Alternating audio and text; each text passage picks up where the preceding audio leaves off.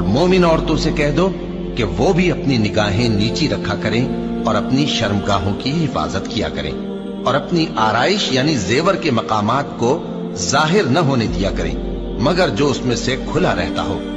اور اپنے سینوں پر اوڑھنیاں اوڑھے رہا کریں، اور اپنے خاوند اور باپ اور خسر اور بیٹوں اور خاوند کے بیٹوں اور بھائیوں اور بھتیجوں اور بھانجوں اور اپنی جیسی مومن عورتوں اور لونڈی غلاموں کے سوا نیز ان خدام کے جو عورتوں کی خواہش نہ رکھیں، یا ایسے لڑکوں کے جو عورتوں کے پردے کی چیزوں سے واقف نہ ہوں۔ غرض ان لوگوں کے سوا کسی پر اپنی زینت اور سنگھار کے مقامات کو ظاہر نہ ہونے دیں،